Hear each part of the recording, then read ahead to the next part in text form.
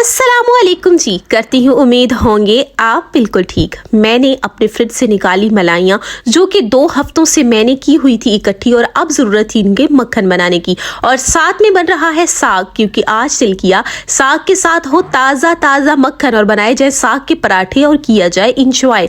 लेकिन साग तो बन रहा था, अब ज़रूरत थी मक्खन बनाने की। उसके लिए मैंने सुबह ही मलाइयों को बाहर निकाल के रखा, और मलाई जो थी वो बिल्कुल अनफ्रीज नहीं हो रही थी, अभी भी वैसी की वैसी बर्फ बनी हुई थी, क्योंकि ठंड है और बाहर भी ठंड थी, आज धूप भी नहीं निकली थी।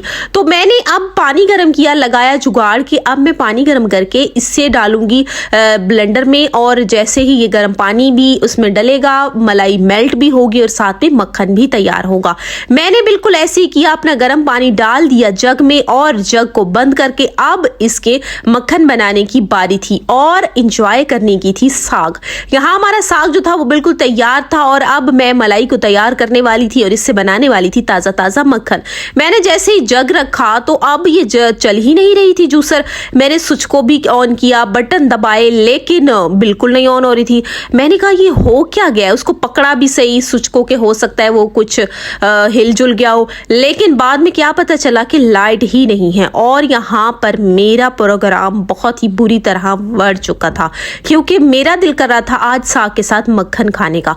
तकरीबन 1.5 घंटे बाद आई लाइट, और जैसे ही लाइट आई मैंने बिना इंतजार किए फौरन गई अपने जग के पास और यहाँ पर पकड़ के खड़ी हो गई तार, क्योंकि मुझे बहुत ज़्यादा जल्दी थी और यहाँ पर जो ये स्विच था नहीं लग रहा था। जैसे ही मैंने ऑन किया तो अब मलाई जो थी वो मेल्ट हो चुकी थी, मैंने और पानी नहीं डाला था, वही पानी डाला हुआ था, और अब हमारा मक्खन जो था वो तैयार होने लगा था। जैसे ही जूसर को ऑन किया तो यहाँ पर ताज़ा ताज़ा बहुत ही अच्छा मक्खन जो था वो निकल आया, और इसको मैंने कोई इसमें लस्सी या दही नहीं डाली, बल्कि ऐसी ही मलाइयों को मेल्ट करके अब मैं इससे निकाल रही हूँ मक्खन, जो कि बहुत अच्छा होता है, जिसको हम ब्रेड के साथ खा सकते हैं, पराठे के साथ खा सकते हैं। और फिर मैंने इसमें थोड़ी सी और बर्फ डाली ताकि इसको मैं अच्छे से जमा के इसका जो दूध है वो बिल्कुल अलहदा कर लूँ और मक्खन को अलहदा कर लूँ। ये मेरे मक्खन का पेड़ा हो चुका है तैयार, और ये लग रहा है बहुत ही ज्यादा अच्छा, खुशबुएं बिल्कुल मक्खन जैसी आ रही थी, बिल्कुल प्योर मक्खन है, घर का मक्खन, और ये बहुत आसानी से बनता है। मैंने बहुत आसानी से बनाया, मेरा साग जो पहले से ही रेडी था और ये मक्खन का पेड़ा बना बहुत अच्छा लग रहा था।